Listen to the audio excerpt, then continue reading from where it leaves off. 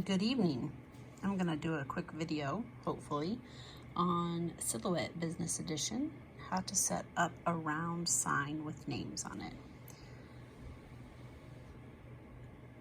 So this is the main surface page of Silhouette, at least how it opens for me. And I typically keep my white page box set at 19 by 11 so that it works good in my Glowforge. On the left hand side here, my left, is all the key elements you're going to need on a routine basis. The select button, maybe the points, drawing a line, erasing, cutting with a knife, and the font text button. And then up here at the top, the main panels you're going to use are, this is called panels, and it gives you lots of options. And the trace is very common, the offset, those are probably the two I go to the most, and the page setup. And then under object, I use a lot of mirroring, arranging, and modifying, and grouping. You'll see that in just a second. So I'm getting ready to set up a 24-inch round circle frame. So I'm going to come over here to my shapes. And this shape here is going to be whatever you selected last. At least that's how it is for me. And I use the circle last, so that goes there. But you can see there are all these shapes. Let's see if I can see that on my video. There they are.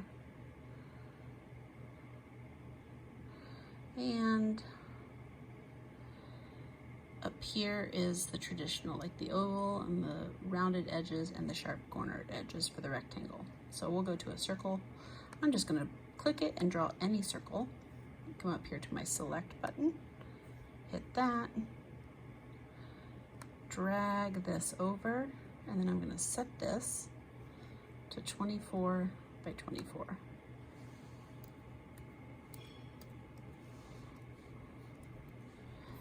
Now I'm going to make my page in the background match just so I can see it, the white on it. So I'm going to come over here to page setup. If this weren't here, you would go panels, page setup. It would pop up and you can adjust it right here. And I'll do 25 by 25.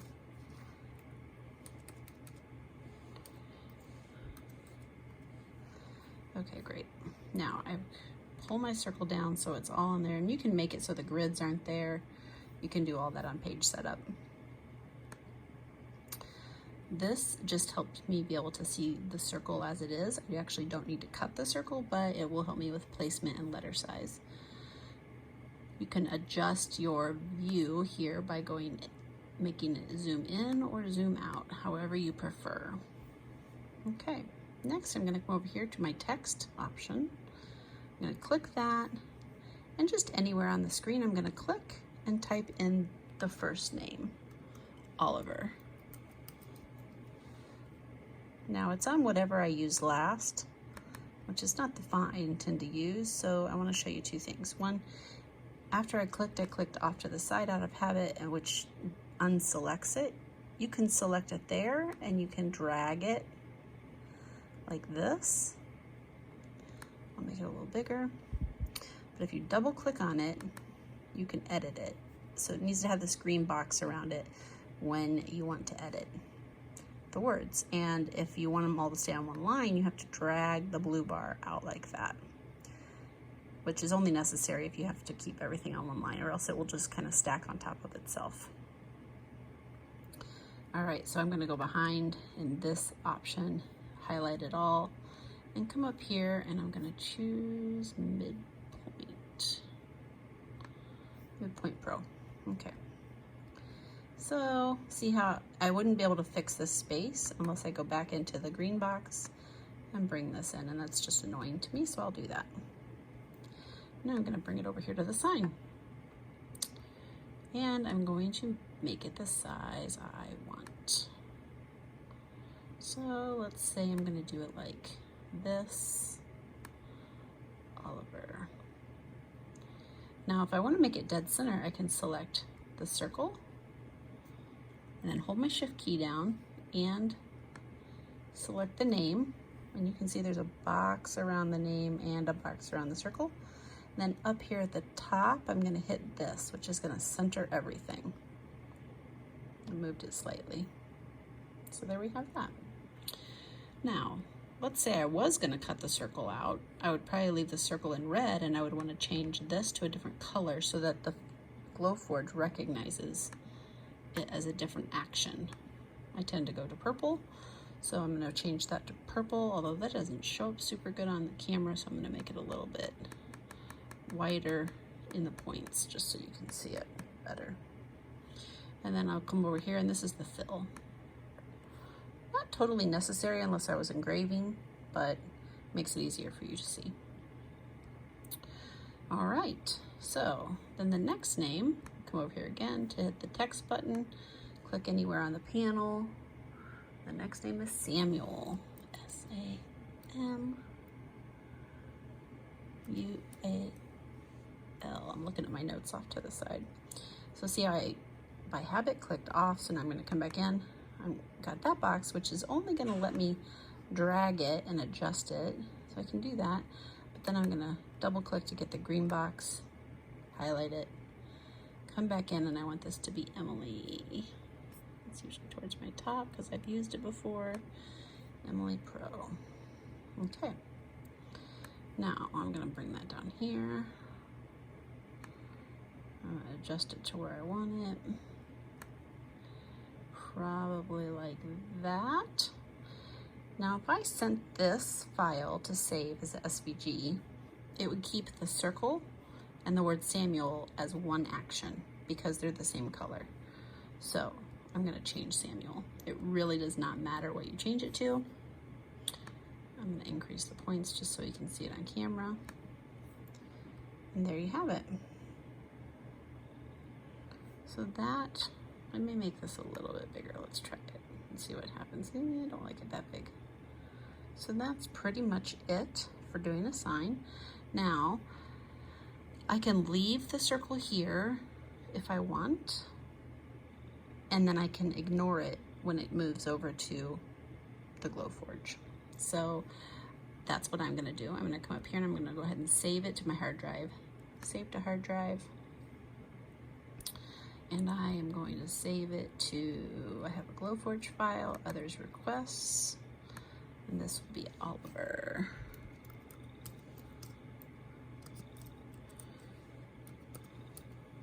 Oliver Samuel, and then I'm going to drop down here to format. I don't know if you can see that well, but there's a Silhouette Studio V3, V2, and an SVG, and that's what you need to click on. And then click OK, and you're all set. And then you can come over to Glowforge. I'm going to go into this. Don't look at that mess. All right, so this is the Glowforge owner forum. Here's the dashboard where you do most of your work. You can use the other panels to like get answers to questions and stuff like that. And then new design's gonna pop up here in a second. These are just previous things that I've made. I'm actually not very consistent with saving things, and so on Glowforge, so I'm gonna upload from a file. So those don't actually coordinate very well with what I've done. All right, Glowforge here. Others requests, Oliver Samuel's right there. Choose it. Now it does take a minute to pull it into Glowforge. Probably longer for me than some because I'm in the country and my internet is slow. And occasionally you get this little box right there, uploading. The design is being uploaded. So you get this box, and if it stays on this box for too long for me, I X out and I just do that process again. But I think that's an internet issue more than a Glowforge issue. And while we're waiting on that to upload, I'll just tell you a little bit about this panel. So here's where you can shop and get more like proof grade supplies. And then the community is great. That's where people like post files they want to share for free or ask questions, which is super helpful. And then support is like various things for Glowforge. Okay, so I don't like how long this upload's taking, so I'm gonna X out of that. Usually on the second try, it does great for me. So let's see what happens. And it will flip to a bigger box. Oh, it went away, so that's a good sign. It'll flip to a bigger box that says something about groupings. There, the design is being processed. Now we are into Glowforge. And we are waiting, waiting, waiting. Okay, so see, the bed is only like 11 by 19. So I don't want to adjust any of my sizing here because I fixed that in Silhouette. So what I'm going to do is, it always comes selected. I'm going to unselect just off to the side. Okay. Now I'm going to come over. Here's the main panel you're going to work in to set up on the left. I'm going to change this because I know it's going to be the settings for thick basswood plywood. And then I'm going to ignore here. So you can select any of these 3 actions because they were each a different color. And then I'm going to ignore the circle. All right, great. Now I've got cuts for both of those. So now I don't have to, now I can come back to here. And I'm gonna pull this circle up. And if I can't get Oliver and Samuel on the same piece of wood, then I'm going to probably delete. Yeah, so see, I can get these like this onto the Glowforge. I can ignore the circle line, but because I grouped them in Silhouette, I can't move them around separate. So I'm gonna need to go back and ungroup those. And I'm gonna need to go back and weld Samuel. I can see right here that it looks like I didn't blend those letters together. So then I'm gonna jump back into Silhouette. All right, so if we have this set like this, I'm gonna expand it so we can look at the issue. Okay, so see these dark marks here? If I lower the point system, you'll be able to see that better. So what I want to do is I will make this a little smaller. Okay, so I want these to go away. Can you see that? Make it big for a second. See those? I want those. That's where the letters go into each other. I want those to go away. I'm like here by the U. So I'm gonna highlight all the letters in that name. And I just drug it across the middle and I grabbed them all. And I'm gonna come up here to Object, Modify, Weld. Ta-da! Now that is one, well, it's one piece here and then the S is separate. Okay, I think I will go ahead and get rid of the circle for now, just for the video's sake. Good. Now I'm gonna come back to Samuel. And I'm going to group this, convert to path. Because I know I'll be able to fit that on one piece of wood. Okay, now I'm going to make this smaller one more time. Come in here to Oliver. I'm going to lose the fill on that just because it's so bold. There we go. Okay, and I'm actually going to ungroup Oliver. Ungroup. And I'm going to do that because of the panels on my bed. That way, when I cut the letters, I can put them on the wood and just space them appropriately. I could actually stick my round. Well, I couldn't stick my 24-inch round in, but I can probably make a template on this so that they're spaced exactly right. Okay, so I like that. Let's try that again. So we're gonna come back here, save as hard drive. We'll keep it as Oliver, so I tapped on it, come down to the SVG, hit OK, and replace it. Great. Now we'll come back here, and I'm gonna see up here you have a panel that shows how big. I'm gonna drop it small so that I can highlight everything. I just started down here in the corner and I drug it up. And then I'm literally gonna hit delete. Perfect. come back in and try to upload that again.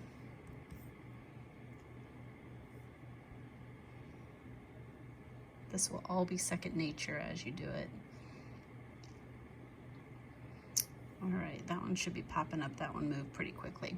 Okay, so see, I don't have the circle anymore. There's still two different colors, but see how I can move the O separate, O, and now I can make them closer together to save my wood, but then you just have to space them out on the board appropriately. And look at this, the R is a little too big there. Here, I'll zoom in on this. It goes gray if it's not gonna cut, and there's nothing in my panel or in my bed right now, so that's why it's black. If there were wood there, you would see it. So I'm actually gonna bring these in just to save wood. Adjust. This is all the tedious stuff, and this is really a personal preference. You can do this or not, because I think I'll be able to get Samuel on. I think I'll bring this one up. Maybe I'll flip it back around. That way I'll still have this as scrap when the wood is done. Okay, so now I've got the letters Oliver, and I'm gonna grab this just because I don't know if the S would grab. And there you have it. Okay, so now I've got all the letters on my panel the same size as they were for my 24-inch round. And then over here, I'm gonna use my thick basswood plywood set preset because I know it'll cut through my 1/8 inch birch. And then this is set to cut. You could choose engrave, cut, score, or ignore, but I want them both to cut. So that's how it is. Now there's no wood in here or else you would see the wood, but I'm gonna click ready and see if it takes, sometimes it takes a little bit to tell me how long it'll take to cut. Cuts aren't really where the time is. It's more if you engrave and score. I do a lot of landscape pictures that have a lot of scoring marks on them, and that does take a little while. So let me see if I can pull this up so you get an idea. You can kind of hear my machine waking up in the background. This is all over Wi-Fi. When you get your Glowforge, you will set it up to your own house Wi-Fi, and then it will be able to respond. It's preparing. And this cut is going to take 5 minutes and 12 seconds. So that is it. I hope this helps, and if you have any questions, leave them in the comments and we'll go from there. Thanks, have a great night.